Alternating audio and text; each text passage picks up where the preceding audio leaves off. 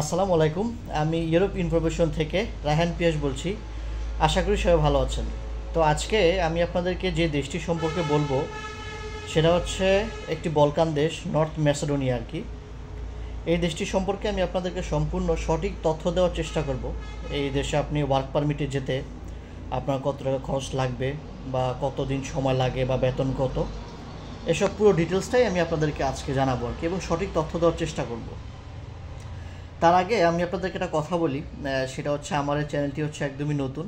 তো যারা আমার এই চ্যানেলে ভিডিও দেখবেন, আশা করি সবাই আমার এই চ্যানেলটি সাবস্ক্রাইব করবেন, তাহলে ইউরোপের বিভিন্ন দেশ সম্পর্কে আপনারা সঠিক তথ্য জানতে পারবেন।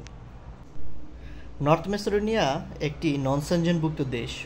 এর আশেপাশে যে দেশগুলো আছে সেখানে হচ্ছে আপনার সেনজেনভুক্ত এবং নন সেনজেনভুক্ত দেশও আছে।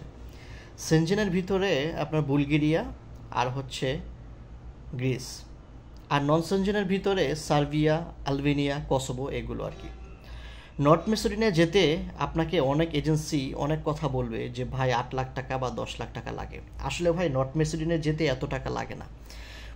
আপনার দেখবেন বা খোঁজ খবর নিলে দেখবেন যারা নর্থ ম্যাসেডোনিয়া গিয়েছে তারা 7 লাখ টাকা থেকে 7.5 লাখ টাকার ভিতরে গিয়েছে। আর আমি আপনাদেরকে এটাই বলবো যে আপনার যদি নর্থ ম্যাসেডোনিয়ার জন্য কারো কাছে ফাইল জমা দেন, তাহলে 7 লাখ টাকা বা 7.5 লাখ টাকা এটাই কন্ট্যাক্ট করবেন, এর বেশি না।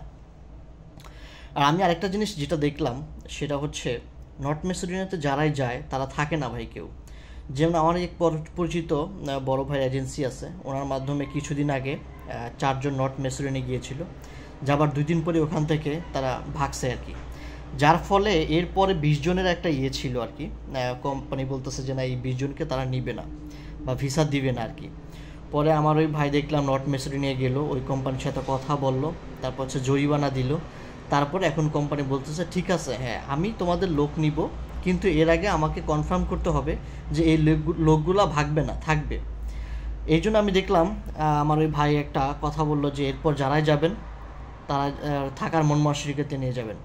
আর আরেকটা কথা হচ্ছে ভাই, আমরা যারাই যাচ্ছি তারা থাকতেছি না, যার কারণে আমাদের পরবর্তীতে যে ভাইগুলো যাবে তাদের রিজিক আমরা নষ্ট করতেছি। তাই আমি আপনাদেরকে এটাই বলবো, যারাই যাবেন অন্তত 6 মাস কি 1 বছর থাকেন, তারপরে আপনি সেনজেনভুক্ত যে কোনো একটা দেশে বৈধ উপায়ে আপনি যান। কারণ আপনি অবৈধভাবে যান, এটা আমি কখনোই আপনাদেরকে সাপোর্ট করব না।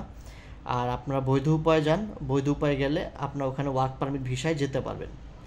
নর্থ ম্যাসেডোনিয়াতে সাধারণত 400 থেকে 500 ইউরো স্যালারি হয়ে থাকে আর কি। আর যদি কোম্পানি আপনাদেরকে ওভারটাইম করায় তাহলে 600 থেকে 700 ইউরো আপনারা ইনকাম করতে পারবেন আর কি। নর্থ ম্যাসেডোনিয়ায় সবচেয়ে বেশি যেটা কাজ হয় সেটা হচ্ছে আপনার কনস্ট্রাকশন এবং হচ্ছে এগ্রিকালচার। আর আপনার ফার্ম ওয়ার্কার, তারপর হচ্ছে ওয়্যার হাউস বা ফ্যাক্টরি ওয়ার্কার যেটা বলে আর কি, এখানে খুবই কম কাজ হয়, কনস্ট্রাকশনটাই সবচেয়ে বেশি হয়। আপনারা চাইলে নর্থ ম্যাসেডোনিয়ার জন্য ফাইল জমা দিতে পারেন, তবে আমি আপনাদেরকে একটা কথাই বলবো ভাই, আপনারা যার মাধ্যমেই ফাইল জমা দিবেন, যদি আপনাদের পরিচিত কেউ হয় তাহলে তো খুবই ভালো।